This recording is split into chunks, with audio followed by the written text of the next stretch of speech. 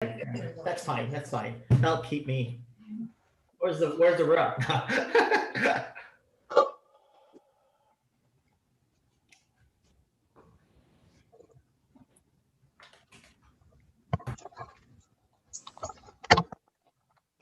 We'll be on shortly, folks.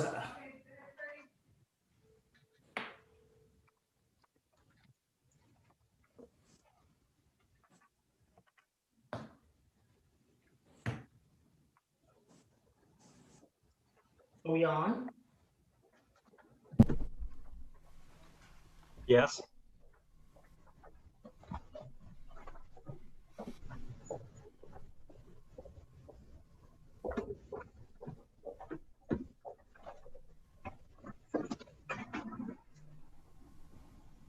Shortly.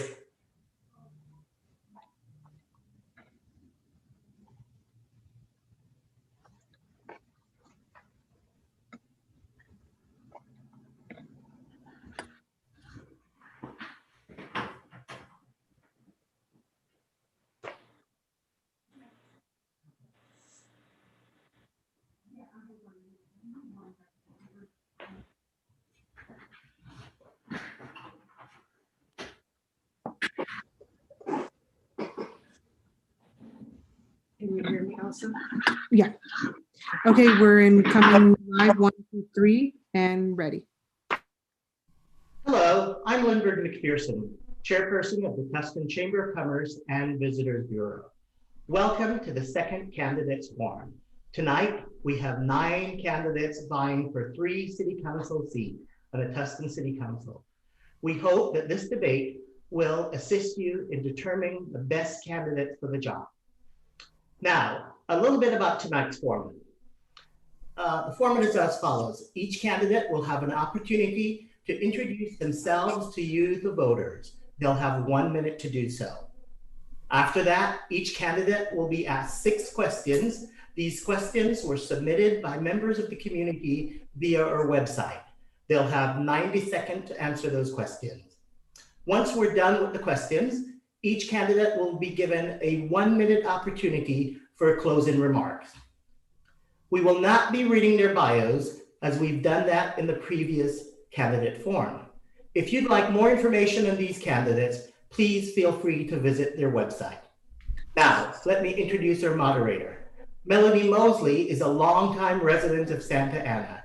She works as an attorney, and in her free time, which is very limited, she serves in the board of directors for Family Promise of Orange County, an organization that's dedicating to helping those less fortunate in our community.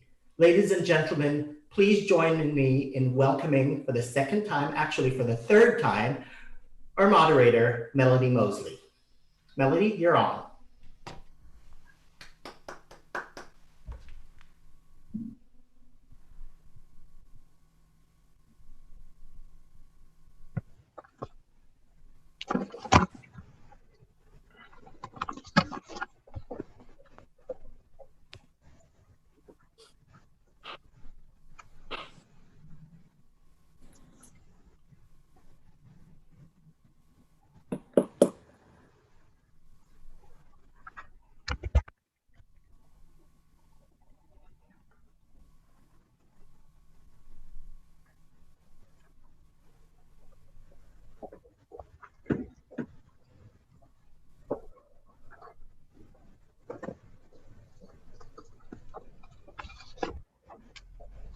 Okay, folks, apologize for the technical difficulties. What we'll do is we will go right into the candidate's opening statement, and the order of tonight's questions and statements have been predetermined by our candidates. So the first candidate for tonight's opening statement is Ryan Gallagher. Ryan, you're on.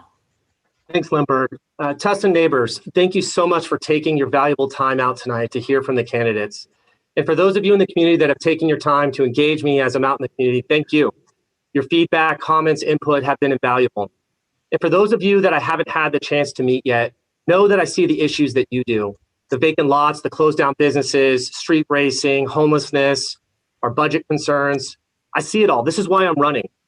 but don't vote for me because I see the issues. Vote for me because I can do something about them. I'm the only candidate tonight that has spent their entire career working with public agencies just like Tustin. I've had the honor to work with over 20 public agencies. I know what works and what doesn't work. And so I'm asking for your vote so that I can work for you to help solve our problems together. Thank you for your consideration.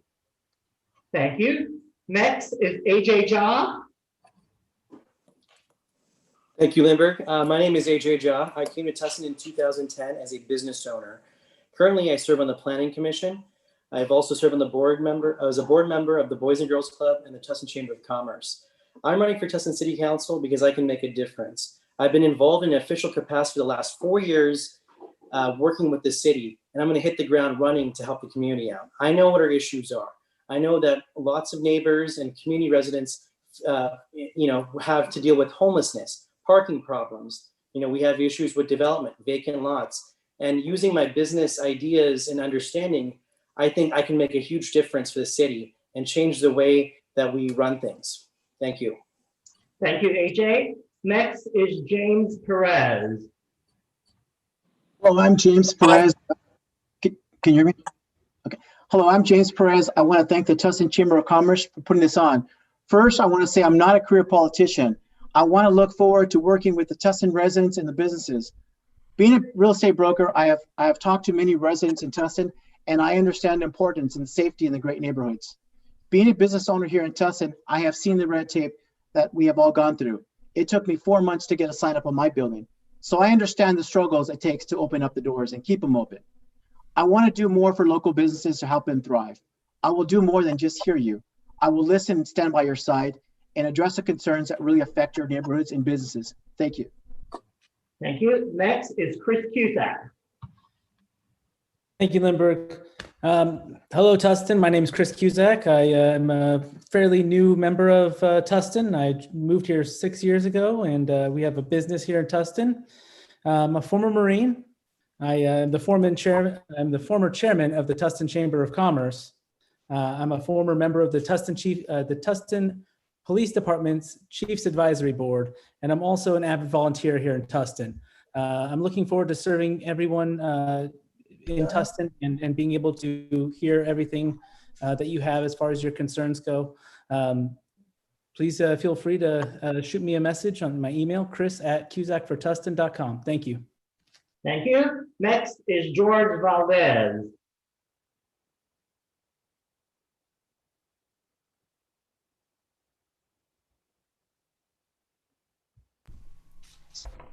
Good evening. My name is George Valdez. I am a business owner, attorney, judge pro tem, husband, and father of 4. My policy positions are pretty straightforward. I will maintain Tustin as a wonderful, safe place to live. I will not be defunding our Tustin Police Department. I will maintain Tustin as a business-friendly environment and keep your taxes low. I also want to initiate a program that I call Tustin Cares, which will serve the most underserved areas of our community. My program involves $7,500 college scholarships for kids of limited means coming out of Tustin High School. I also want to repurpose staff members to help people find jobs again after the pandemic. My endorsements include Alan Bernstein, Chuck Puckett, Austin Lombard, Orange County Sheriff Don Barnes, the Orange County Business Council, the Lincoln Club of Orange County, and the Crime Survivors PAC, as well as many others. For more information about me, please go to my website at george-valdez.com. Thank you. Now we'll hear from Kirk Benswick. Kirk?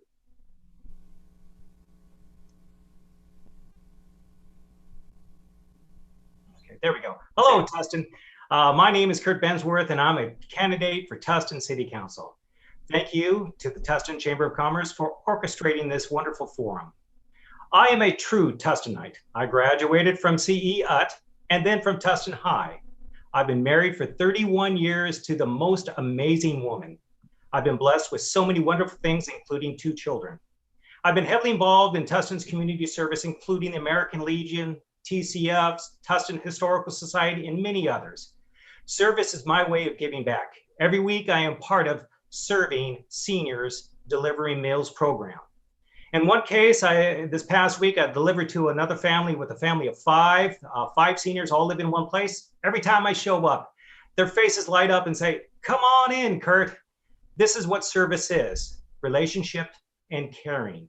I'm not a politician, and I have no ambitions of moving on to the next office. My campaign is all about Tustin and you.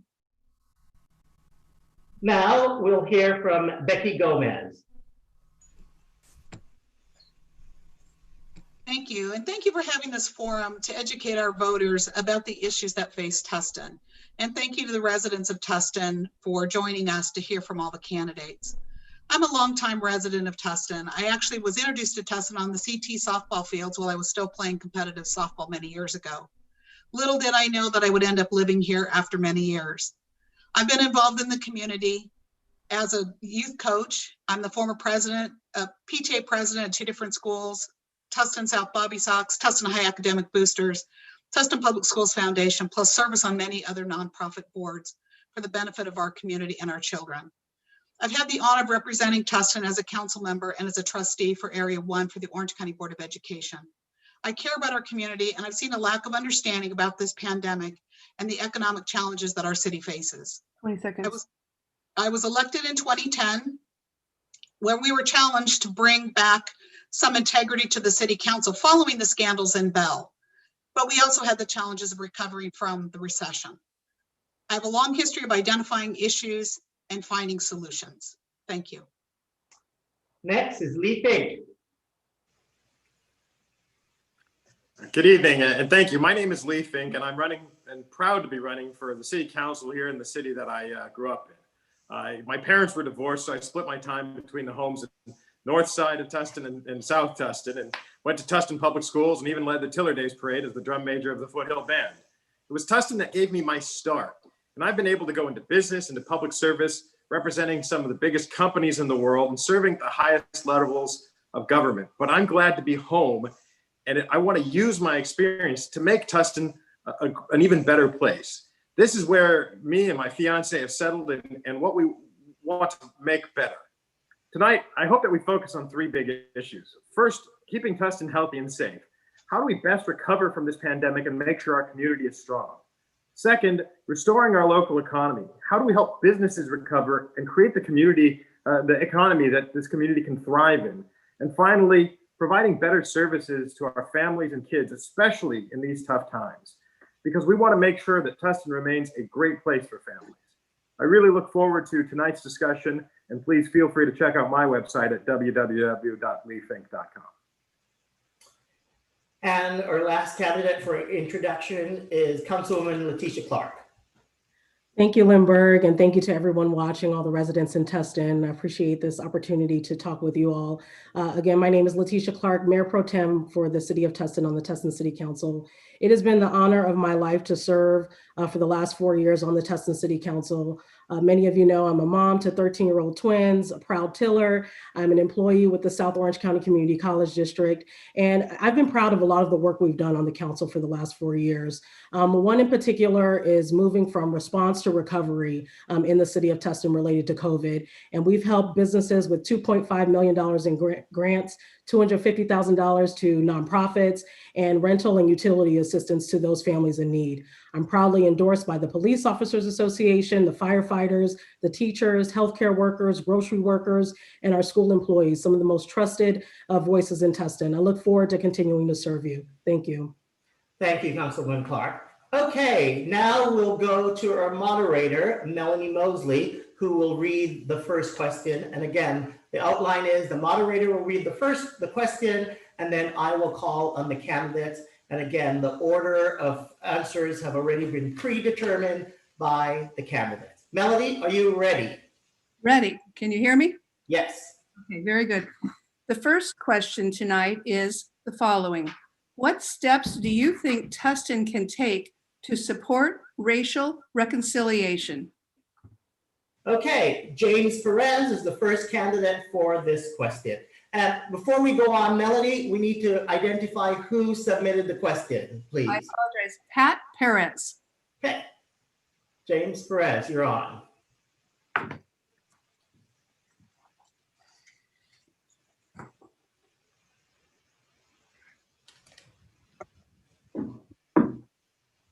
Well, I do feel very lucky here in Tustin because it's a very diverse city. Even though that the diversity list and the candidates here are running are very diverse, what I really like to do is when I'm elected, I would like to hold forums and gatherings possibly, and maybe like different locations outside the chamber would be awesome if we can do something like that. I would love to meet around Mitchell Street, Tustin Village Way, possibly those areas that really do need help.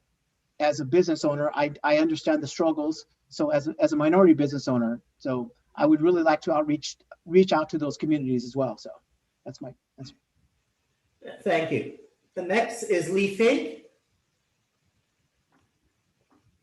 I think that's great. I think the number one thing that we have to do to promote racial reconciliation is really listen to our community and listen to the fact that we have different voices in the community, whether it's Latinx members, African-American members, Asian-American members of this community, people that need to have their voices heard and elevated so that we can make sure that we're connecting to them. There's a number of ways of doing that. I think James is right. We want to hold forums, but we want to make sure that we're serving those communities. We don't have nearly enough parks in Southwest Tustin where a large population of our Latinx community lives. We haven't done that right. We need to make sure that we've done well in policing. Our police department actually ranks 5th in the state of the 100 biggest police departments, but we want to make sure that we're listening by having a public safety commission that will make sure that the police are listening to those different parts of the community.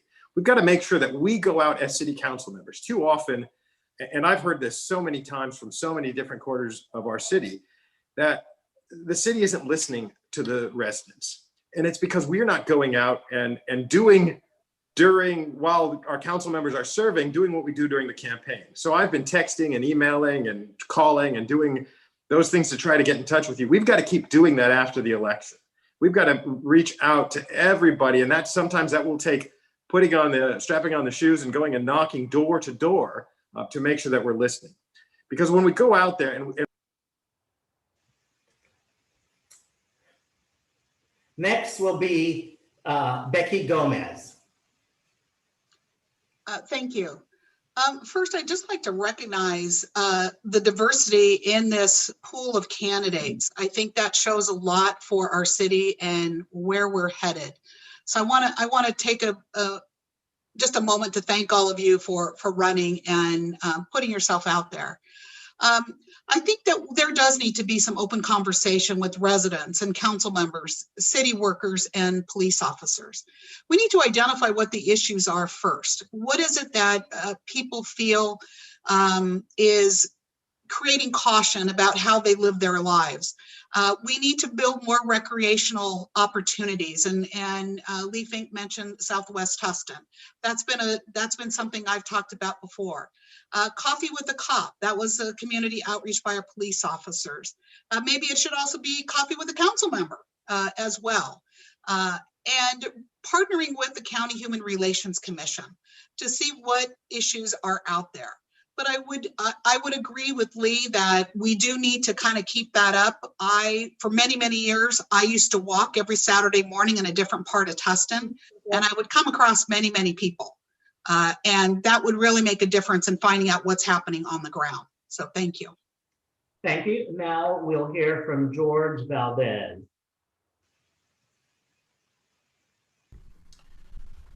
I appreciate the question, especially as one of the minority candidates in this pool of candidates. Mr. Fink is correct, and what I've done is I recognize that we have not listened to the underserved areas of our community historically very well at all. I have literally during this campaign walked 2,500 homes in this community, knocked on doors, spoken with people. I really feel like I understand the pulse of what's going on. There is not really an adamant situation with our police. Most of the underserved community, I believe, holds a very high regard to our Tustin Police Department. I agree that there are recreational issues that consistently get risen and addressed with me.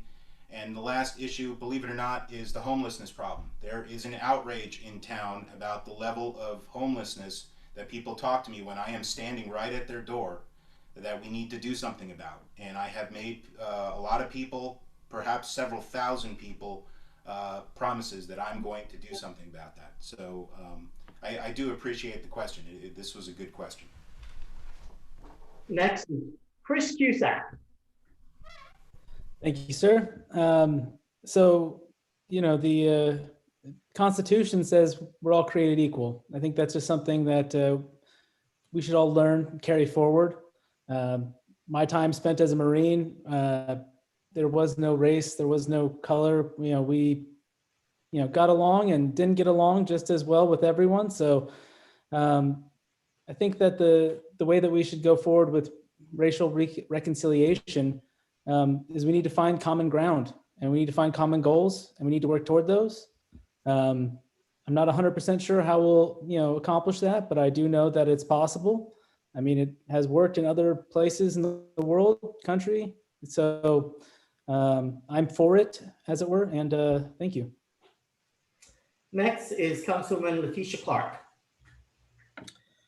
Thank you. I am very proud that I had the opportunity to lead the effort and author the proclamation that was passed by the entire city council right after the death of George Floyd, denouncing racism or discrimination in the city of Tustin and moving forward on these difficult conversations that need to be had. This question being raised is indicative that there are concerns about racial inequity, not only in Tustin, but throughout the county and throughout the nation. And so we as council members would have the responsibility of setting the tone and creating opportunities for more discussion.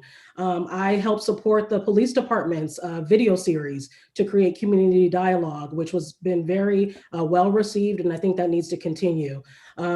I also helped establish term limits for commissioners, so that ensures that more diverse voices can be at the table. I'm adamant about if you're not at the table, then you're on the menu. And creating more opportunities for diverse voices to be at the table can help address some of these tough issues like racial inequality. And I think we need to talk about equity versus just equality and talk about inclusion and equity as we move forward. Thank you. Next is Kurt Bensworth.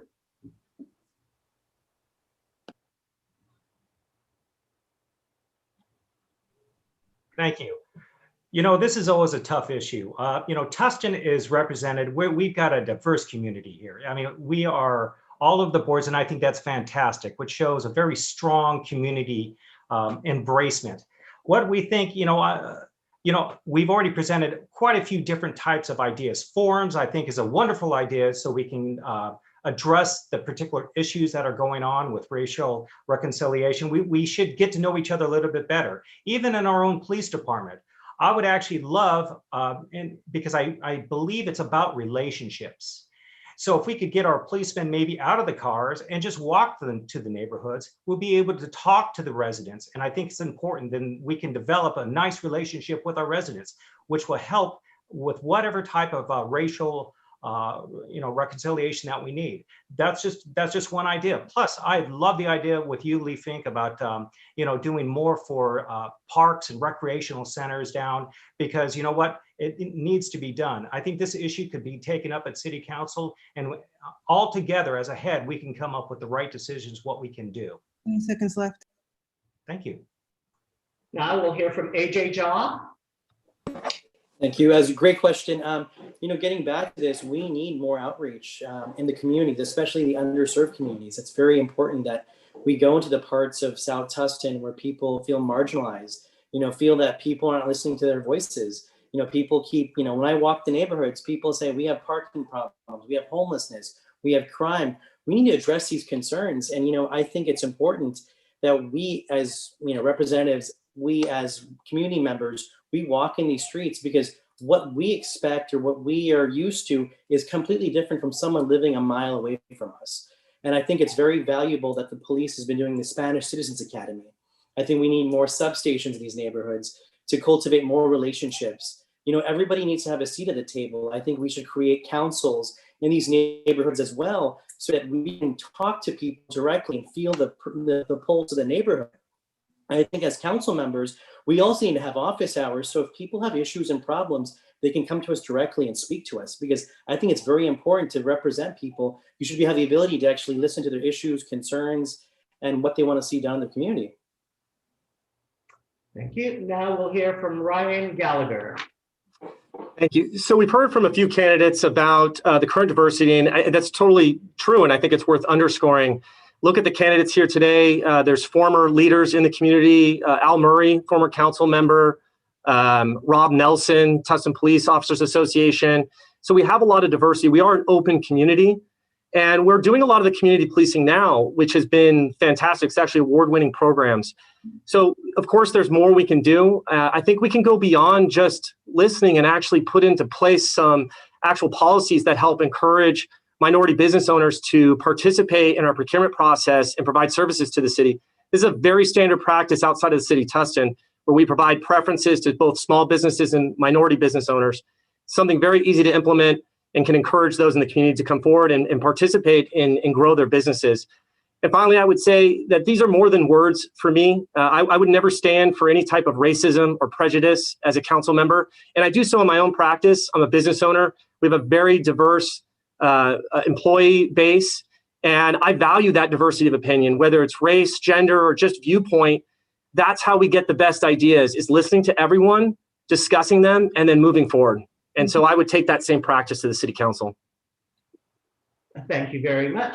Now we'll go on to our moderator for question number 2. All right, question number 2 is from Ann Lee. The question is as follows.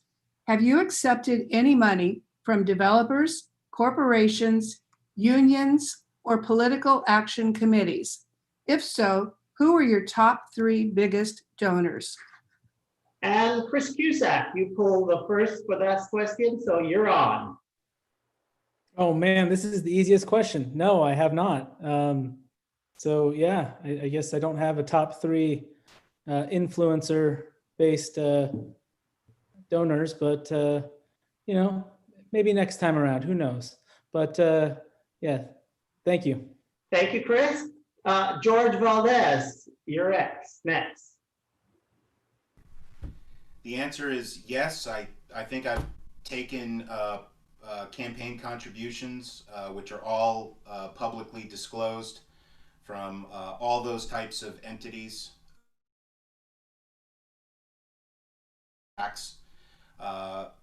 With respect to which is the largest, I offhand, I just don't know which is the largest, but there have been more than a few, quite honestly. Next, we'll hear from AJ Jaw.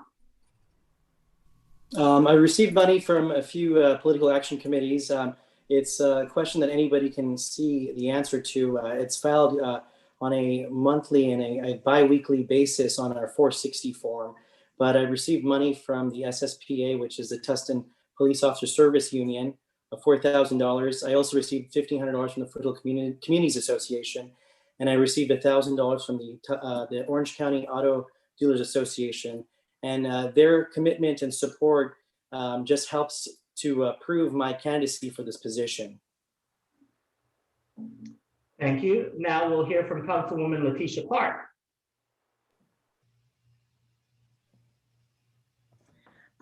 Yes, I have received funds from unions. However, I haven't received any funds from developers or any corporations. From the union support that I have received, the largest supporters are the police officers, the firefighters, and the teachers of our community. I have over 200 donations that are from personal, individual people within the community, and those average $150 or less. So I have received from some trusted associations in our community, and the largest are from the police, the fire, and our teachers. Okay. Now we'll hear from Lee Fink.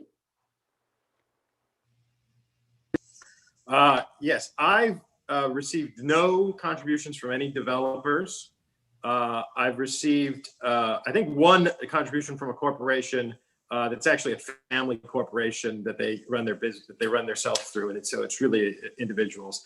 And I've received donations from a number of PACs. That makes up less than 10, or about just under 10% of the money that I've raised. is from political action committee. Most committees, most of that is from the biggest two that I've received contributions from are the Orange County Professional Firefighters Association, who represents Tustin's firefighters, and the Tustin Police Officers Association, which represents Tustin's police officers. Most of the money that I've gotten from individuals. I've gotten, I believe, 459 different contributions that average $194 a piece. And I've invested in my own campaign because I believe that I'm committed to doing the work here in Tustin. And I know that if I'm asking you to put your faith in me, whether it's as a donor or as a voter, you better believe that I'm invested in doing that. So I've made that investment in myself as well. Okay. Now we'll hear from Becky Gomez. Thank you. I have not taken any developer money and I have not taken any corporate money. I got in this race very late, so I actually had to look at my last report to see, because I didn't remember it off the top of my head. But I have received some union donations, and that has come from the Orange County Professional Firefighter Association and the plumbers and steam fitters, which are both over $1,000. And likely I have invested some of my own money into my campaign. Now we'll hear from James Perez.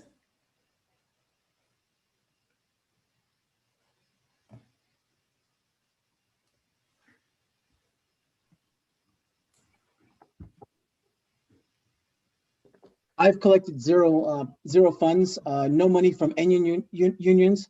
I met with the chief of police to hear about some issues and concerns that the department may have, but I have not received any money from any unions, any builders. I did this for a reason. Like I said it before, and I'll say it again, I want to be the voice for you, the Tustin residents, the Tustin businesses, not them. And now we'll hear from Ryan Gallagher. Yeah, this is a great question, and I invite everyone to go online on the Tustin website and dig into each of the reports. There's a lot of good information in there. I'm very proud of my fundraising base and those that have contributed. I've received from family and friends, former coworkers, yes, corporations, businesses, both local and those looking to do work in the city, the cops, Tustin Police Officers Association. I'm very proud of that coalition, and I'm not surprised. I'm the only candidate that has put out clear videos on social media outlining exactly what I plan to do at the city. And those that are watching this in the community and those that want to participate in our growing community, they want to be a part of that. And they know what I can do because they've seen me do it and they've seen me outline how I plan to do it here. And so I'm proud of those that have contributed to my campaign. And now we'll hear from Kurt Bensworth. Thank you, Lindbergh. I've taken absolutely zero funds. It's been mostly self-financed. We've been taking small little donations here and there, but no unions, no corporations other than my own, no unions. And the reason why is we haven't sought other endorsements. We've been invited many times. People have been offering us things because we don't want to be beholden to anyone. So the most important thing for me is I don't owe anybody anything. I'm a free spirit. I will do what is necessary for the city of Tustin, for the residents of Tustin, and that's what it's about. Thank you. Thank you. Okay, our moderator, are we ready for question number 3? Yes, question number 3 is from Randy Bernstein, and here's the question. What would you do to balance civil liberties and public health? And AJ Jha, you're the first to answer that question. Well, that's a tough question to answer because it's a very complicated question. We have to look at kind of balancing our response to COVID-19, and it's kind of a slippery slope because we have science and facts, and we have hysteria, and we have media, and we have privacy rights too. We as Americans value our privacy, and it's important that do we allow contact tracing to get involved with all of our lives, in the nitty gritty? I mean, most people are not going to be fans of that. And do we give up our, our rights, our privacy rights to stop the spread of the virus? it's a very complicated question because, you know, I'm sure many people will be doing theses of the PhDs decades from now to see how we responded to this situation, to this public health crisis.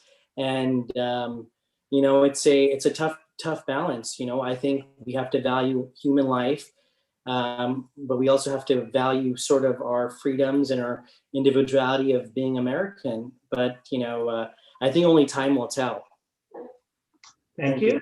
Now we'll hear from George Valdez.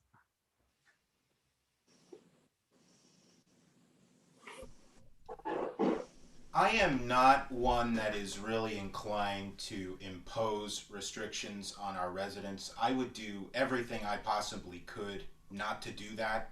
I strongly believe in our individual civil liberties. At the same time, I'm going to listen to the health professionals around me, but that would have to come, you know, from them to me at my request, or we're going to have a meeting.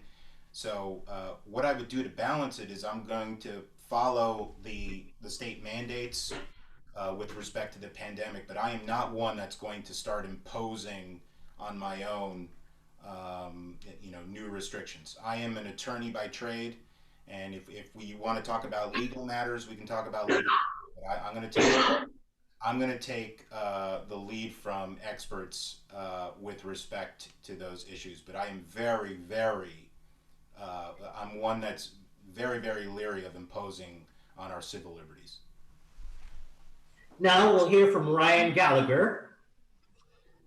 So I think your civil liberties end when your actions could harm someone else. I think that's pretty clear. But actually, when you look at what the city's been doing, I think we've been doing actually a pretty good job balancing that. I think we've been communicating the various measures and safety precautions to the public. We're coordinating with local officials, with the county and state. We're following the protocols. I think we've done a great job. In fact, if you go to Old Town, I'm there every weekend, and they've done a great job allowing for the outside seating. You feel safe. They're following all the requirements. But we're also getting back to some normality. We're helping the local businesses. And I love that aspect of what we're doing. And I would love to expand that and see if there's other opportunities to improve that. And talking with the local businesses, in some cases, they're actually doing better than they were at the same time last year. So what we're doing is working. I'd like to see if there's ways we can amplify that further.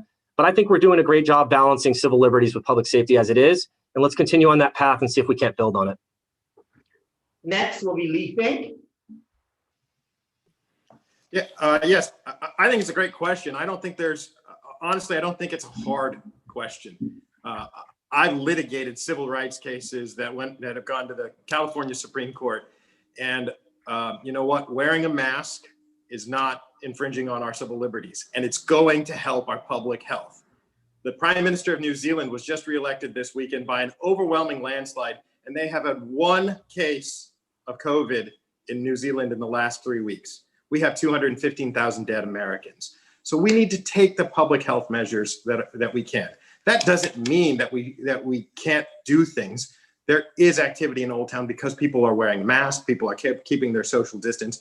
We can provide the aid that's necessary, because if we don't protect public health, nothing else will matter. You want your kids to go back to schools, of course, but they can't go back if they're going to get sick, if they're going to bring it back home. They can't go back to the grocery stores and have people getting sick if they're work at the grocery stores, because it's going to shut those down. We can't open the bars and the restaurants if people are getting sick. So the balancing isn't hard. We can take the common sense measures. We are taking them, but we need to enforce those and make sure they happen. It won't infringe our civil rights. It will make us free, because we will be back to normal more quickly. If they can do it in New Zealand, there is nothing that we cannot do here in Tustin. Now we'll hear from Kurt Bensworth. Thank you. You know, I'm really encouraged of what's going on these days and with the city of Tustin regarding the businesses opening up, with the saloon, you know, the salons, the barbers, the churches. I think it's very important that we open up in a very safe way. I'd recommend, you know, of course, that we continue to wear masks, continue with the social distancing. And you're right, Lee, about going down to Old Town. I just had lunch at the American Grub there the other day, and they were doing a very good job separating them out. I'm also a docent over at the museum right next door, and we've just purchased another hand sanitizer. It's a no-touch hand sanitizer.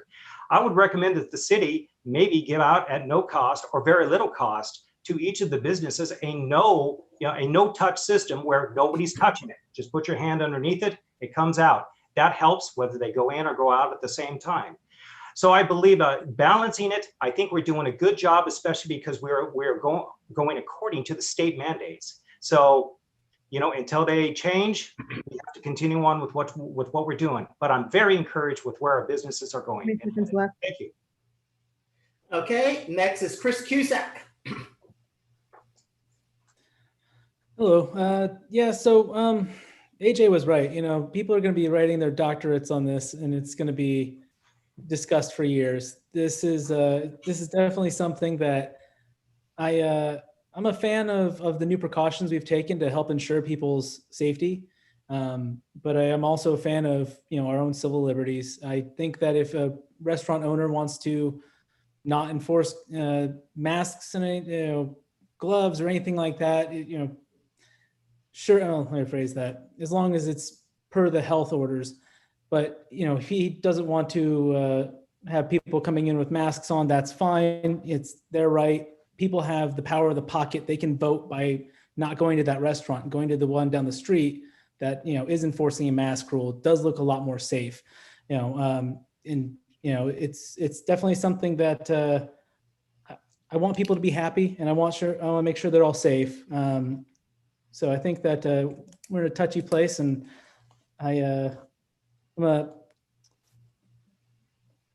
Next, I apologize. I'm going to finish it out with just, I think that as far as being able to tackle this issue, we can find out a lot from what other people are doing and what's working in other states. And I think that would be great groundwork for us. Next, we'll hear from Councilwoman Letitia Clark.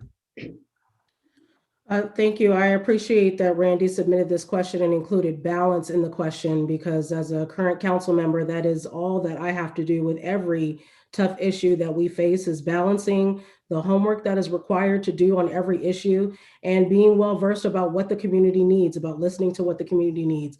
This has turned into a controversial issue about response. And I agree 100% that masks need to be used, but I also agree that we need to create resources for our businesses and for our families to operate in their lives safely. And so that is why we created the grant program for restaurants to create the outdoor dining in a safe manner. It is why we're looking at sanitation stations for parks and different areas that could have large crowds. That's what government is expected to do, to find solutions and use our resources to benefit the community, to protect the community. But I also believe that we need to learn from best practices. That's why we talk to other cities and other counties about what they're doing, how they're finding success, or what pitfalls they're experiencing as well. That's part of serving. It's about relationships and partnerships, but it's about putting Tustin first. We've made some tough decisions throughout this pandemic. We closed parks pretty early, and we got some pushback about that, but we trusted the community that they would do the right thing. And when we opened them back up for passive use, they did. They understood the complexities that could exist if they didn't follow the rules or if they weren't able to comply. And we found that our Tustin community showed up, and they made sure that we were safe by doing what we needed. Okay, next we'll hear from Becky Gomez. First of all, we have to follow the science and understand how the disease spreads. We need to educate the public. We need to educate our businesses to make sure that when people wear a mask, they don't wear it just for themselves. They wear it for you. They wear it for the other person. Wearing a mask is not political. Do we want to get our kids back to school? Do we want to get back to work? If your answer is yes, then we need to work together to get our hands around this pandemic. Contact tracing is a public health mandate for infectious disease. It's not a choice. Unfortunately, the virus doesn't recognize city boundaries. So we need to have a county dialogue to ensure that we have a larger plan so that the cities can work together. Because if you live in one city and you go to another, there may be different policies, and we really need to have a county dialogue. But again, I would encourage hand washing stations in public areas so that people can feel comfortable and patronize businesses and do it in a safe manner. But, you know, wearing a mask should not be political. I'm wearing my mask for you. Thank you. Thank you. And now we'll go to James Perez. I do support the health and safety and common sense, and we do need to do our part. I don't feel that we should mandate outside in the public, but I do feel that we should wear them inside and also keep our distance, safety distance. I also feel that all businesses, we should open more businesses outdoors. It shouldn't just be because of COVID. I think we should really, really focus on expanding the outdoor dining as we do have it currently right now. I'm not a doctor, but I do feel that as scientists, they're correct that we need to keep our distance. We should wear a mask and wash our hands often. Okay, now we'll go to question number 4. Our moderator, are you ready for question number 4? Question number 4 is from Ann Lucas. It has 2 parts. First part of the question is, what do you see being done to alleviate the traffic issues in Tustin? Second part, what new infrastructure do you see being made to allow for the great ideas for Tustin you see coming in the future? Okay, and James Perez, you're first on the docket for that question.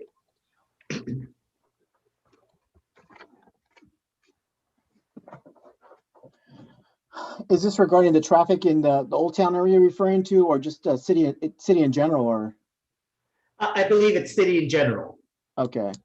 Well, I would like to see new businesses come to life in the Old Town area, but number one is the congestion in Old Town is I think that what we need to do is have better signage for the parking in the Old Town, because the parking area is very congested. They don't know where to park. I know we do have a parking structure that's located in Old Town, but there's no signs indicating where that parking structure is. I also think that the Red Hill, for some reason on Red Hill, there's that railroad track that goes through, and every time the Amtrak is coming through, Red Hill just is a complete stop. We need to figure out if we need to make an underground bridge or some sort of bridge, kind of like what Irvine did, because I'm noticing there is a lot of traffic down Red Hill. So we really need to look into that part right there of Red Hill. I see a lot of congestion always taking place. So I think we really do need to work on some sort of underground path that could deviate the traffic that's going down Red Hill. In the Old Town area, I don't really see too much traffic, to be honest with you. I mean, obviously during the peak time there is traffic, but I don't really see an issue with traffic, to be honest with you. So I mean, that's my say. Next will be Lee Fink. Well, I feel I should have double time because there's a 2-part question here, but I'll try to jam out as much as I can. First of all, to alleviate some of the traffic issues, we've got to alleviate some of the parking issues. About 10, 12 years ago, there was big traffic on Irvine Boulevard, and they swept out the parking that was on Irvine and opened up the lanes. The traffic moves a lot more quickly on Irvine Boulevard. We need to address the parking, and that's in Old Town. That's below the 5 freeway on Nissen and Mitchell and Walnut, and in all the areas in South Tustin where there are huge traffic impacts. We can do that in a couple of ways. We've got to make sure that any future development takes into account the parking that's necessary. We haven't done that in the past. I don't know why the city hasn't planned for that, but it hasn't been done. So we've got to make sure to do that. We can also build more parking that might be where there's empty lots, where there's availability for that. That's especially true in Old Town. You talk to the folks, the business owners in Old Town, and they're excited about growing it, making it compete with Old Town Orange, but they need the parking in order to bring people who would be pedestrians, who would be flooding El Camino and Main Street and 1st and 2nd and 3rd and 4th. New infrastructure for the great ideas. I think some of that means when we build out new places, whether it's on the Red Hill corridor or whether it's in Tustin Legacy, we've got to make planning for that. We also have to plan so that so that they're sort of complete neighborhoods. Columbus Square is actually great. It's got Stater Brothers, it's got Bank of America, it's got, I think it's Jamba Juice, a Burger Boss, a bunch of places. Basically, it's a neighborhood where you can do everything and it becomes very walkable. So you're not creating extra car trips every time. And finally, I'd say this, because I bike a little bit, came in second in the Dino Dash last year, which was unofficial, so it doesn't count. But we need an active. Okay, next we'll hear from George Valdez. Respectfully to the person who asked the question, as I mentioned before, I've walked a lot of homes in the last particularly 6 weeks, and part of that is driving to a location and coming back, and respectfully, I don't see a lot of major traffic issues around town. I do see them, I do notice them in the downtown area at a peak time, and I think we need to develop a parking structure down there to alleviate that. The plan or the vision that I would have for the legacy is a type of project where people live, work, and play all on the same property, and that would alleviate the traffic because there's no car trips. You would go walking to the store, or you would go walking to a theater or wherever it is you're going to go. So I have a plan for a vision for the legacy that is multi-use, where people work, live, and play all in the same locations. But as far as traffic is around the city, particularly in light of the pandemic, I just haven't noticed it. Okay, next we'll hear from Becky Gomez. Thank you. The traffic and the parking. When I was on the council prior, we did do some diagonal parking in certain areas to alleviate some of the parking issues in South Tustin. I do agree that we do need to look at the parking structure again in Old Town. I know that was something that had to be retrofitted, and there was some major issues there. But that would certainly provide a considerable amount of parking in Old Town. I would also advocate for looking at a shuttle, maybe partnering with the city of Irvine, a shuttle between the train station, the Civic Center, and the Tustin Marketplace, as well as the district, where people can easily get to and from the various areas without having to get in their car. Somebody mentioned the Village at Tustin Legacy. That was one of my big projects when I was on the council before. And that was one of my goals, was to make sure that you could do your banking, go to a restaurant, go to the grocery store, do your healthcare appointments, your eye appointments, work out. There's all kinds of different things that you can do in that shopping center. And so that's a perfect example of, if you lived in that area, you can walk over there and get your business done. And other than if you buy too many groceries, you got a problem. But other than that, I think it's a really critical issue. But it's a way we should look at development. Now we'll hear from Kirk Bensworth. Thank you, Lindbergh. This issue is really, we have to look area by area, or we consider it district by district. For example, we would consider, Old Town one district. Yes, there is a parking issue problem. My recommendation is, I know we have a lot of vacant properties, and I think it'd be very important for us to get together with the owners of those properties and strike up a deal saying, hey, if you're not, what are your intentions with this property, number one? And if you're not planning to develop on it, then perhaps we can put on some gravel. We'll take care of all the expenses for the gravel, and throw in, take care of the insurance to make sure that the insurance and their liability is covered, and give them a small monthly, a little bit of a stipend. That would help alleviate some of the problems with the downtown. Now, let's take another issue. You got the Red Hill issue. So this, once again, is a different area. So you may want to go ahead, and I like James' idea about maybe talking about how we can go underneath, either burrow under anything that we can do about the railroads. Then over on the other north side, actually on the, that would be on the farthest east side, we've got Tustin Ranch. And now there is a big controversy going with the new Costco and the amount of traffic that it could take. I believe each area should come together, have some type of a forum and input for the area it impacts the most, because those residents are being impacted the most. I'd love to separate down, put in different forms for different areas to find out exactly how we can help them and help us. It's about the voices of Tustin. Thank you. Now we'll hear from AJ Jaw. Thank you, and it's a great question. So parking is kind of a complicated question for parts of the city. I mean, I'd say 40 to 50% of the residents don't have parking issues. And so we have parking issues in Old Town where we could, look at these lots and put some gravel in and pay a person who has a vacant piece of land sitting there for parking. So, they make some money, and our businesses and restaurants in Old Town have places for people to park. I think we need to look back at the synchronization of the lights too, between Caltrans lights on Red Hill and Newport and the city lights, to ensure that we're having proper circulation crossing the 5 freeway. I think that's still a major issue, because I know the city had addressed it a few years back, but being a business owner in Newport, I see that the traffic backs up on Newport on a daily basis. And looking at infrastructure, I think it's very important that the city, we circulate traffic, and we have a choke point, so rail line. So, we have Tustin Ranch, we have Jamboree that goes over the rail line. We need to work at getting Newport and Red Hill under and, improving our circulation so we can push more cars back and forth across the city. If we're going to have the legacy, how are people going to come over if we only have Red Hill to come through to visit Old Town? I mean, we have to look at all these different options.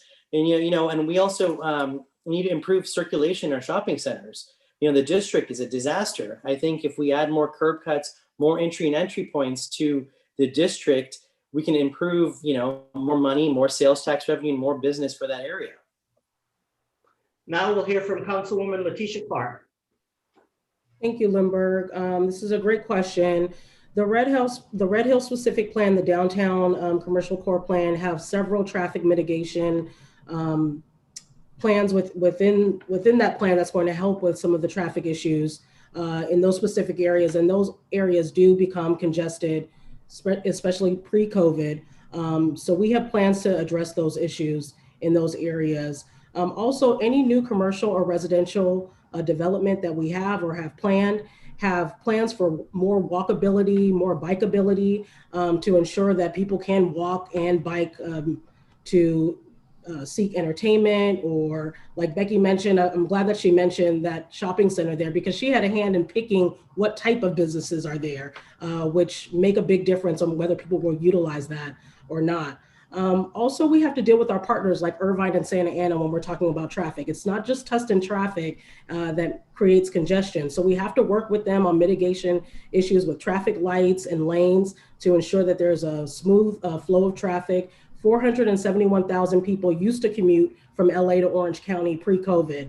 When we return back to normal, that could exist again. So we have to do this as a regional issue and not just a silo here in Tustin. Now we'll hear from Chris Cusack. So I am probably the least biggest fan of traffic there. I actually moved to Tustin because my business was in Tustin, and I love this place so much. So I have a very short commute on Irvine Boulevard, and I do notice traffic there. That is a Caltrans issue a little bit, because we have no signage to let people know if they're not from around the area that they need to get over all the way. So something I guess if we look at the issue, district by district, this little area right here is going to need some signage just to make sure that people know you need to be on this lane to be able to go north on the 55 or south on the 55. Or you need to, to continue on to First Street, you should be in these two lanes here. But yeah, I love having more parking and walkability in the town, because I know if I could just go do everything by walking, it'd be so much easier. That is something that, with the creation of the legacy, I think we should really look at, is making sure that you can do all of those things, just like over at the Village. Make sure that people have the ability to leave the car at home and use it only for work. So thank you. Next, we'll hear from Ryan Gallagher. So on the first question about traffic issues, I think AJ Jaw had it right with the light synchronization, and some of that has been done on Red Hill. The coordination with the Caltrans light has been talked about with the city staff before, but it hasn't been completed at this point. As far as infrastructure, a lot of great ideas today. The city has already planned to extend Newport, which parallels Red Hill underneath the train tracks and connect it with Ettinger. That's on the books. We just need money. The city has talked about expanding the 2-story parking structure in Old Town. We just need money. We have a linear park plan for the Tustin Legacy, which will create the connectivity that we need so that people can walk to these various areas. We just need money. This all comes back to the money. We've been talking about this for years. That's why my main goal is to unlock the economic activity at the Tustin Legacy. This could be the powerhouse that funds these projects. And the number one project is going to be investment in Old Town. As soon as we address that parking and pull away some of the regulatory obstacles that we put in our own place at a policy level, we're going to see a lot of activity there. So we need to not stop talking about these projects and start doing something about it. And that's why I'm going to push hard on the Tustin Legacy and unlock the value that we have to not only create something special, but to help pay for all these improvements we need. These are going to be tens of millions of dollars. We need that money to pay for these projects and improve our quality of life. Okay, our moderator, are we ready for question number 5?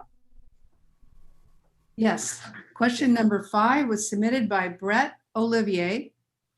He says, being a business owner in Old Town for over 25 years, we always hear how the city is going to do so many things in Old Town, and then they always end up focusing on the district or the hangars. When will the city see how great Old Town could be if they would focus on the empty lots, the parking, planning monthly events down El Camino Real, and taking care of the planters? We have new restaurants coming into Old Town, and we are starting to get foot traffic, and it's sad for people to be walking around empty lots and dead plants. It would be nice for the city council to come into Old Town and come up with a plan to make this area as nice looking as our city hall, and make Old Town an extension so you can just walk from City Hall to the new great restaurants coming to Old Town. Okay, and Ryan Gallagher, you're number 1 on the docket for this question. Feel like I couldn't have planned this transition better. I just finished my last comment saying the first thing that I would push is an investment in Old Town. I completely agree. This is a missed opportunity. This could be something so special. We have the bones there. We just need to support them. I have a 3-part strategy that I would put forward to my fellow council members. The first is the investment I talked about. We need to solve the parking problem. It's going to take money. Nothing great is ever easy, but we can do it. We've already started the discussions. We just need to earmark some funding from the Tustin Legacy sale of land and put it there in Old Town. The second piece is we need to partner with the vacant lot owners. There are creative ways that we can allow them to maintain their ownership, but also create a value to our residents and fellow businesses in the Old Town area. And that's through what's called a long-term land lease. It's very common outside the city. It's a practice and creative measure we can take with them. I'd be happy to engage alongside staff and start that conversation. And the third part is we need to pull away some of the ordinances and regulations that we put in our own way. We need to first check to make sure that our fees are in line with the industry standard. And the second is 2 years ago, we put in what's called the inclusionary housing ordinance, and that has almost put a complete halt to development. In fact, Santa Ana just pulled back and essentially eliminated their comparable measure. We need to do the same so that we can entice existing business owners, future business owners, investors to come to Old Town and create that critical mass that we need to start building the momentum. We've got some great restaurants in there now. Let's keep building on that.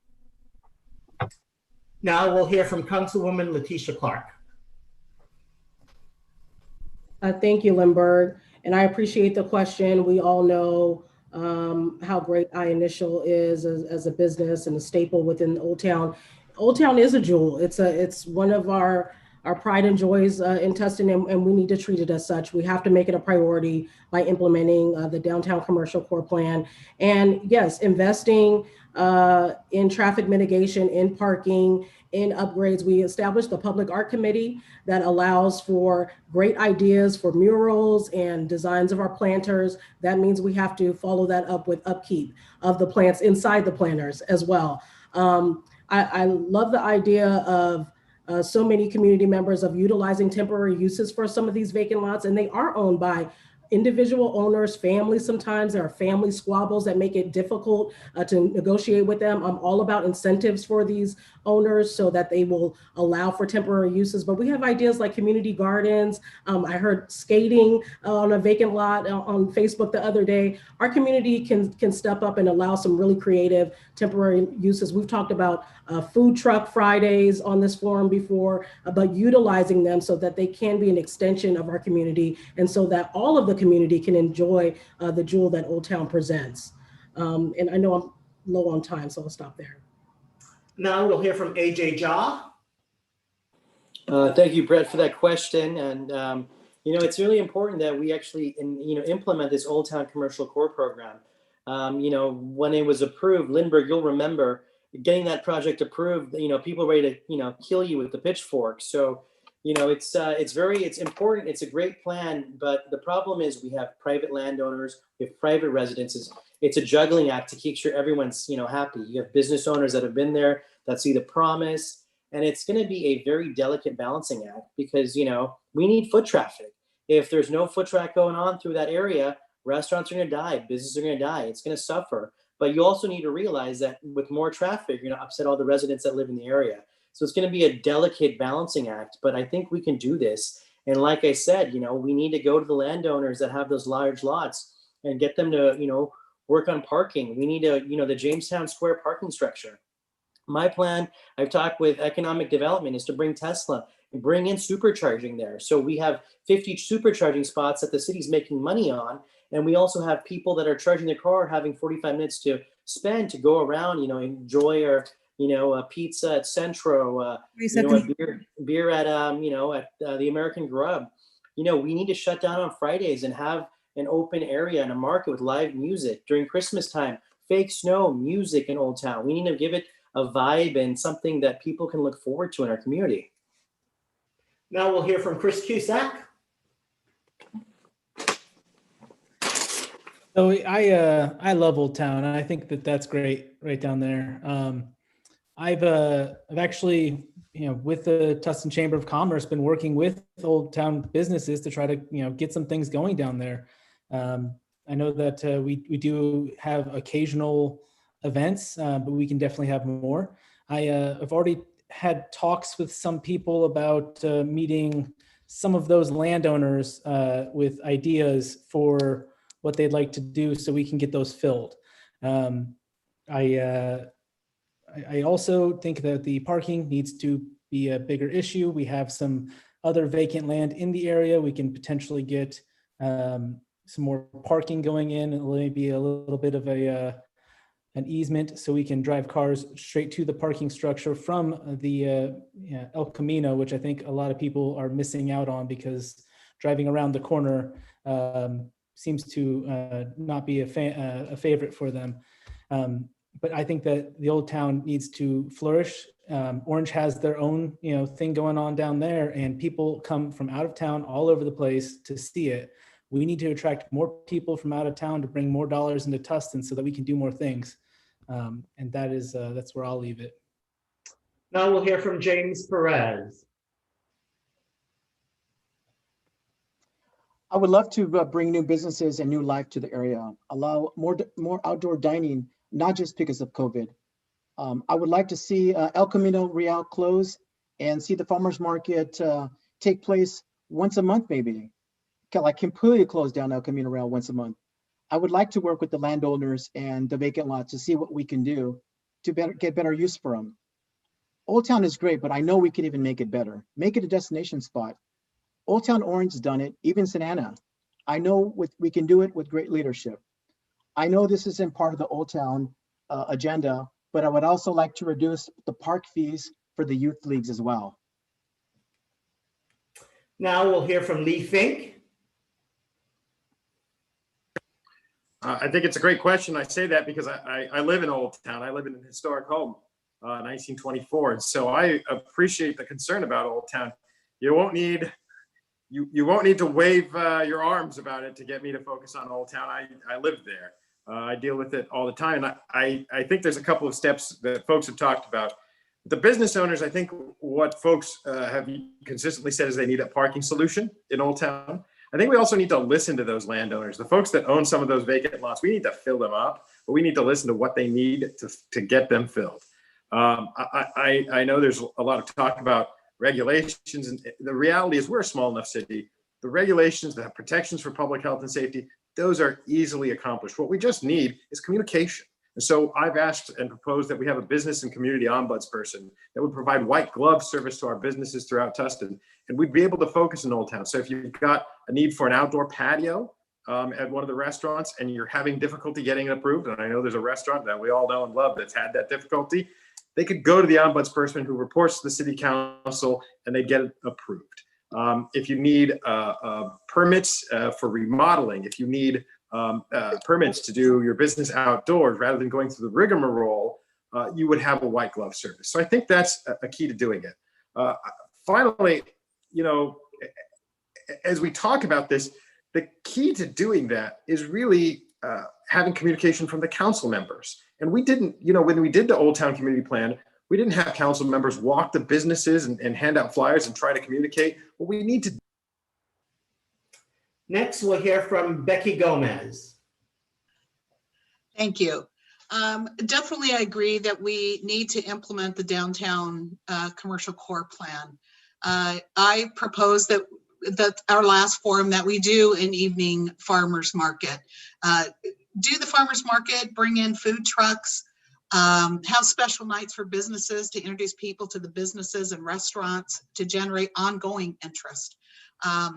I particularly like dining outdoors, so maybe if there's one good thing that came out of this pandemic, that it's more of an idea to look at how we might expand those dining areas. We do need to streamline the permit process to allow businesses to get through that process much quicker. There are some vacant lots. There's been some long-term owners who have not been open, but if there's some incentives that would encourage them to allow us to use their lots or perhaps even sell them, that would be wonderful. There used to be an Old Town Merchants Association. I know that I dealt with them many years ago. I don't know if it's still in process, but that would be something, you know, when we talk about an ombudsman or something, that might be some place to start. But I would like to see that revived again and work towards some more interest in Old Town. So thank you. Next, we'll hear from Kurt Bensworth. You know, I'm really encouraged by what everybody is saying. We all seem to be on the same page about Old Town. It needs to be revitalized. We need to have more encouragement from our community, more encouragement, especially from our council members, to be part of it. Let's talk about parking. Number one, we have a parking lot right off of C Street that is totally being unutilized. Anytime you go in there, I only see a half a dozen cars at the very end of C Street.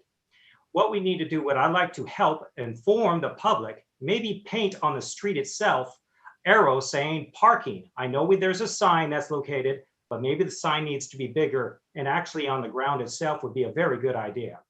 Second of all, and I know I alluded to this earlier about talking to the owners of the vacant lots, find out what their intentions were, just as Lee was defining with exactly what he was talking about as far as talking with the landowners, and see what we can do to try to either rent them, lease them, give them tax incentives, etc.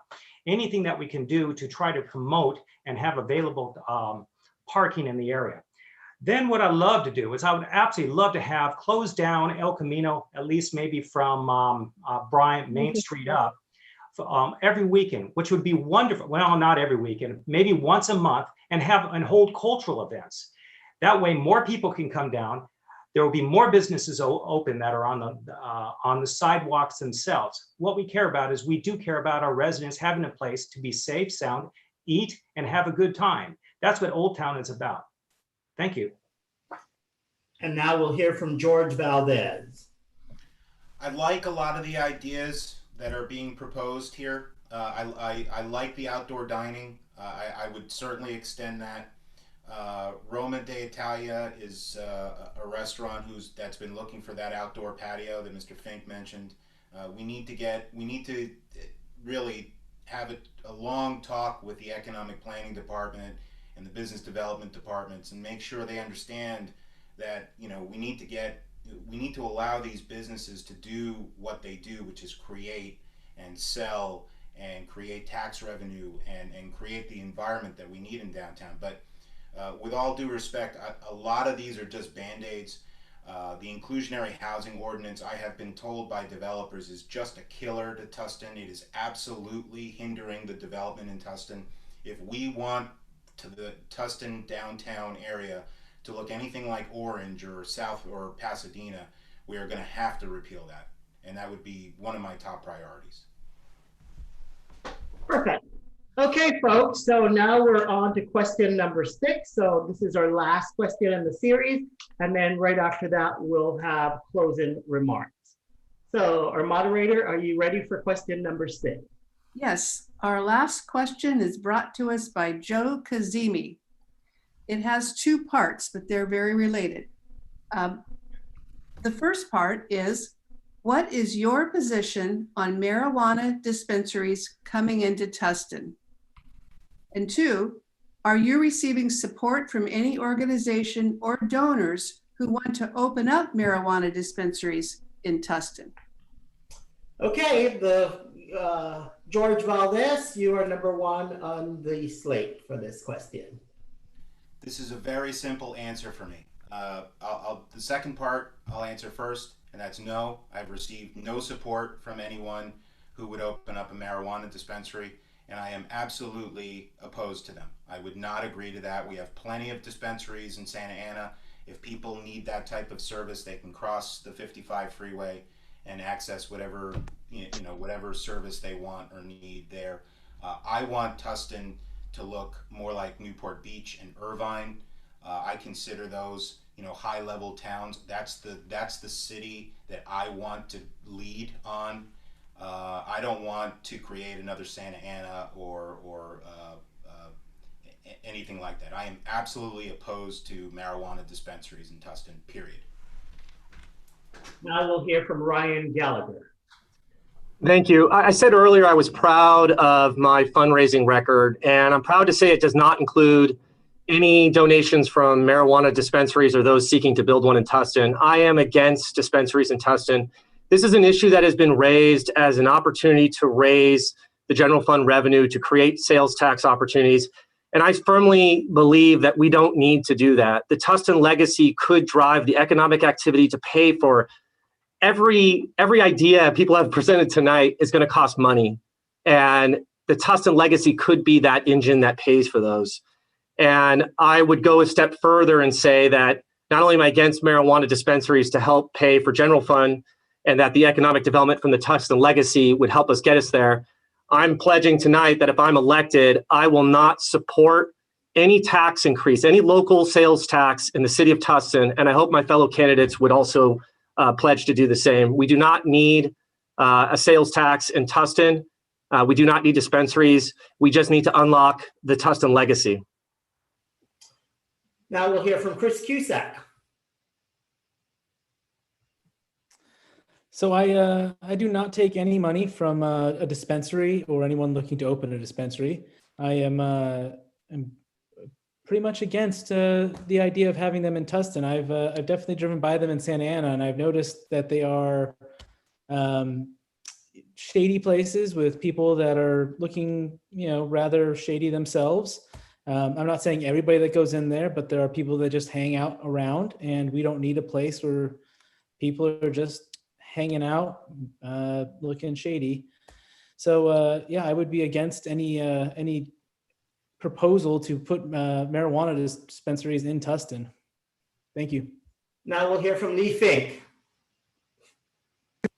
Yeah, I do not and have not taken any money from anybody who's in the dispensary business. It turns out that I am a bit of a square, but I went to Foothill High School, folks. And so it turns out that all the folks who were squares didn't know, but there was a lot of marijuana going on there. And there's a lot of marijuana going on in Tustin, and it's unregulated and it's unsafe. And so if somebody has a plan to bring a dispensary to Tustin that's going to bring in all the revenue that Mr. Gallagher is talking about, and is going to keep it safe, and it's going to keep it away from schools and regulated so we can clamp down on the unregulated, illegal, illicit trade. Yeah, somebody's going to have to explain why we shouldn't do that, why we shouldn't make something that's being decriminalized all throughout the state available to the people who are here, who are using it, and who are going into Santa Ana and coming back safely, because the shady folks that Mr. Kuzak's seeing are not the folks who are going into the regulated dispensaries. They're the folks who are engaged in the illicit process that we need to clamp down on. So if somebody's got a plan for that, I'm open to it. I haven't seen that, but that's how I would approach it. Now we'll hear from AJ Jaw. Thank you. It's a great question. Like people have mentioned, we do not need the sales tax from this sort of enterprise. I also will not support any increases of taxes or fees. I'm on the fence of the issue because, like was mentioned before, there's a lot of illicit activity that goes on with this. And I would, put it to the people, see what the people say. I mean, we're representing the people. And if there are people that want it, we should put it to vote. And that is what I would be a fan of. I'm not going to say I'm against it, I'm for it. I would say let the people decide. I think that's the important thing, I can't just come up with an idea and say I'm adamantly against it because I'm against it. I have to let the people that live in the city decide if it is a legitimate idea or not. So that's where I stand. Now we'll hear from Becky Gomez. Thank you. When the law changed several years ago, I attended many educational events to understand how the law was going to work and its impact on the city. And even in the early days of that, there were so many questions. And yes, it would bring more revenue and potentially more jobs to the city. However, I did not support this in the past once I understood the law and what the implications would be. And I do not plan to support these efforts to bring dispensaries to Tustin. Next, we'll hear from Councilwoman Letitia Clark. Thank you, Lindbergh. Currently, there are no dispensaries allowed in the city of Tustin. I had a hand in voting for that after the law changed because we did want to implement local control to ensure that we had control over whether that could exist in the city of Tustin. I've done the same thing as Becky, tried to educate myself about this issue because it is an issue that many are concerned about throughout the state. I consider myself a student on public policy, so I do my best to do my homework. And I would always want to know the pros and cons of any issue. But I can say after all these years, I'm still not well-versed. It continues to change. The trend of dispensaries and how they're operated and what the community would like to see continues to change. So I also agree that we have to hear from the community. Right now, we cannot have them in Tustin. So in order for that to change, I would have to hear an overwhelming, resounding support for it. And I don't see that, frankly. As the mom of teenage twins now, I'm always going to be concerned about businesses like these. And so that would be a huge concern for me. But like anything, I will always do my homework and make sure that I'm well-versed before voting. But I didn't support it in the past, and I would have to have a lot of information before changing that decision ever. So thank you. And now we'll hear from Kurt Bensworth. You know what? I think this is a district area, wherever you would like to have it planned. If anybody would like to create their own dispensary, it can't be near schools. It can't be near certain areas. I'm in agreement with, I guess it was you, Mr. Fink, that if we did it, it would have to be on a safe and sound way. But most importantly, I would agree with AJ on this. The people have to speak out. And I think it's very important to get the vote of the people to do it. Let them, because it's our city and that's what we have to care about. So wherever it would directly be impacted, we need to have a survey done of all those individuals, have forms if we're going to go forward with something like that.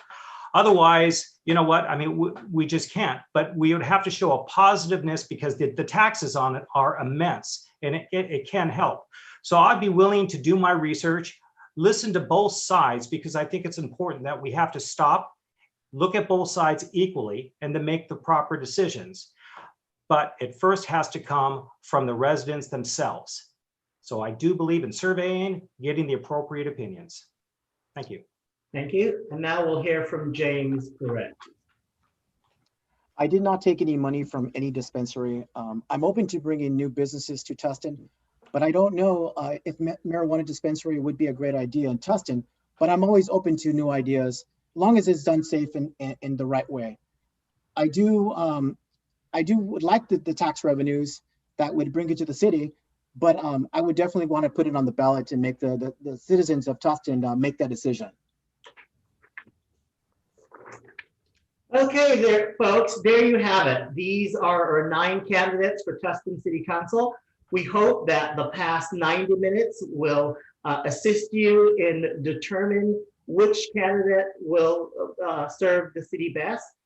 We do encourage you, if you have additional questions, to contact each of the candidates. Their website is available on their flyers, or you can contact the Chamber of Commerce.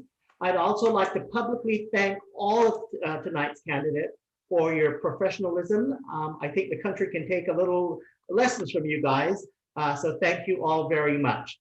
Now we'll go to closing remarks. And again, we have a specific order. We're going to have Councilwoman Letitia Clark goes first. So you're on, Ms. Clark. Thank you, Lindbergh, again. And thank you to our other moderator that couldn't join us the entire time, but thank you for hosting this. And I think the community is appreciative that they have an opportunity to hear from everyone at the same time. I'll just reiterate that serving on the council has been the honor of my life. I would be so honored to receive the confidence of the voters yet again upon re-election, and I am committed to serve. One thing that I think is so interesting around campaigning is that there are a lot of promises made and a lot of ideas thrown out there. I've been very proud to be able to deliver on a lot of the promises that I made in 2016, working for the people, staying in touch with the community.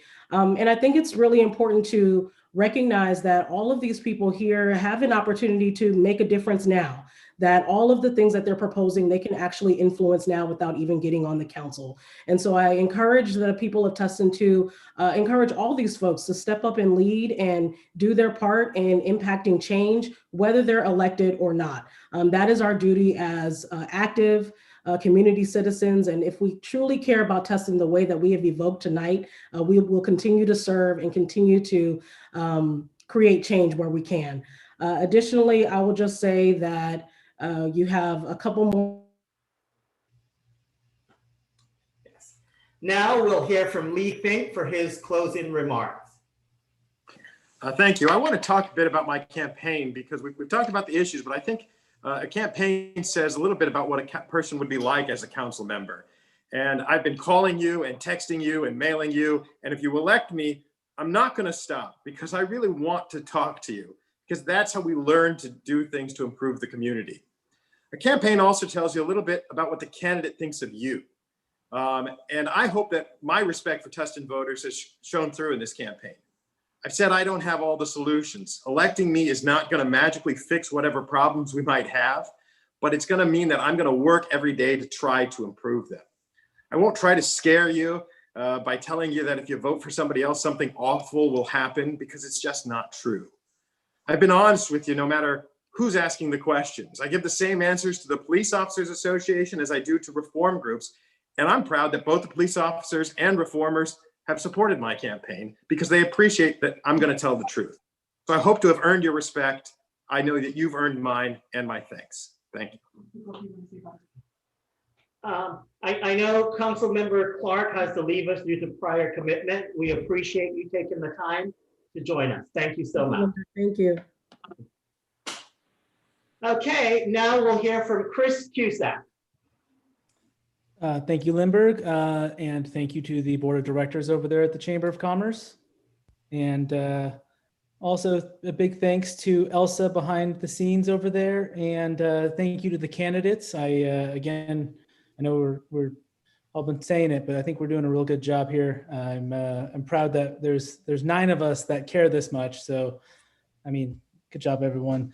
As far as I'm concerned, I think that we're headed in the right direction. I think that there's not a whole lot of need to make any corrections that are going to be out of the ordinary. I'm looking forward to keeping us on the right path, to making sure that we're going to develop the legacy in the right way. We're going to do all the things that, you know, we've laid down, and try not to shake too many things up. If you want to know more about me, please go to my website, Cusack for Tustin, all spelled out, one word. You can follow my Instagram, Cusack, the number 4, Tustin.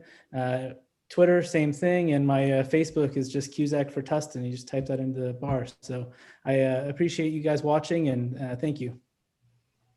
Now we'll hear from Ryan Gallagher. Thank you everyone tonight for taking your valuable time to hear from us. I'm a husband and a father. I'm a Tustin Planning Commissioner, business owner, civil engineer, and I've spent my entire career working with public agencies. I am service oriented and I want to work for you. I'm running because I know I can make a difference. It will be more than promises. It will be delivering results. And I've done that in my career. And that's why I believe I've received the broad-based support that I have. Everything from the business community, OC Business Council, OC Taxpayers Association, the Housing for People, OC, but also key endorsements from the Tustin Police. In fact, there's 3 people here that are endorsed by the Tustin Police, Letitia, Becky, and myself.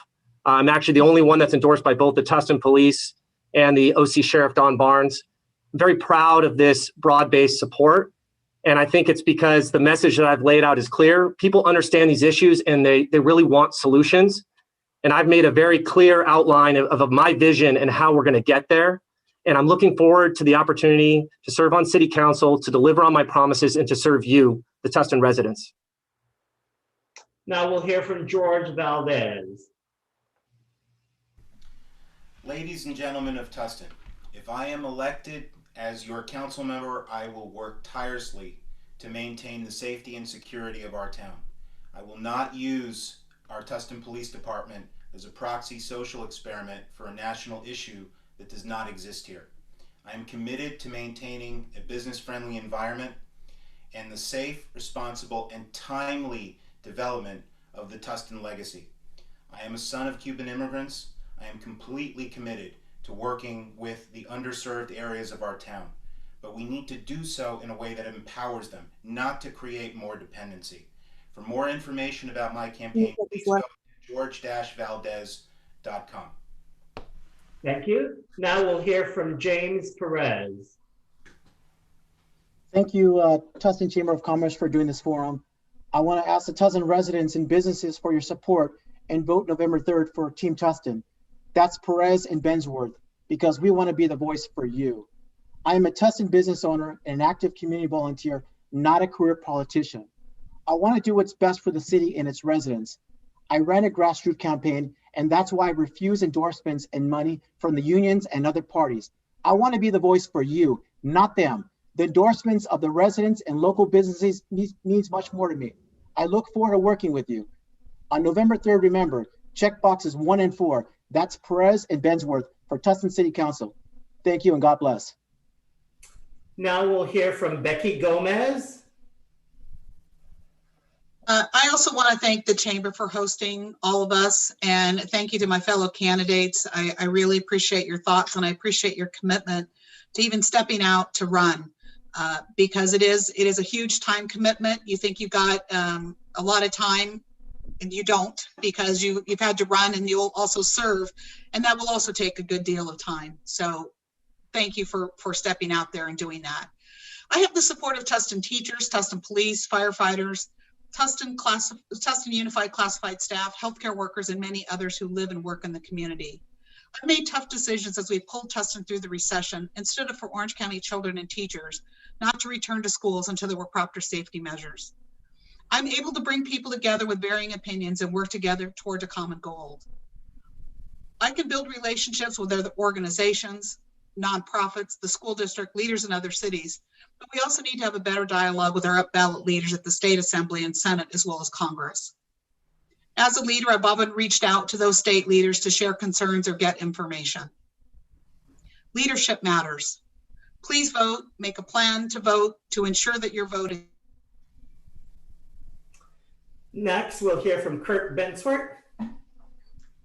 Thank you, Lindbergh, and many thanks to the Tustin Chamber of Commerce for this forum. It's a wonderful thing that we can do for our community so people can know who we are. I am running for the Team Tustin because James and I, well, we're a team, so we can better support, because we can better support each other. You will have a stronger voice for you. As a community volunteer, I've had a pulse on the community itself and willing to be, yes, in a public servant role, much different than a community volunteer. We are looking to do what is best for the City of Tustin's residents, and we both care. It's a relationship, old and new. So the whole key about us is the relationship we can have as council members with the city itself. We've taken no endorsement funds from unions or other parties. This election is about you and having your say, city residents of Tustin. Remember, November 3rd, check boxes 1 and 4, that's Perez and Bensworth for City Council. Thank you. And now we'll hear from AJ Jha. Thank you, Chamber and Lindbergh and Elsa for hosting. I'd like to also thank all the candidates for showing up this time. I would be honored to serve your community. I've been involved with the community since 2010. I know Tustin's at a crossroads. We have to make some very, important decisions in the next 4 to 8 years, and I would be honored to serve. We need to stop complicating matters. We need to get development going. We need to bring the stakeholders to the table. I know we can do better. I know our staff can do better. I know that we need to start thinking outside of the box, and we need to stop being stuck in a box, and our thinking needs to change and modify. COVID-19 has really shown kind of the fractures in our economy and our society. And I feel like I am, a candidate that, I'm a business owner. I've adapted to this. I've survived. I've thrived in this condition. And I look forward to serving the city with my ideas and my passion. And you can learn more about my endorsements, my ideas, my philosophy on my website at aj4tustin.com. And thank you and have a good night. Well, thank you all to all of our candidates. And again, folks, please remember to vote November 3rd. For most of us, I'm sure you've already have your vote by mail ballot, so please fill it out. Again, if you have any additional questions, you can reach out to the candidates directly.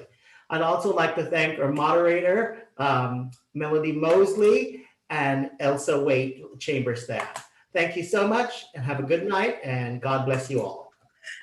Good night. Thank you. I don't know what I'm doing.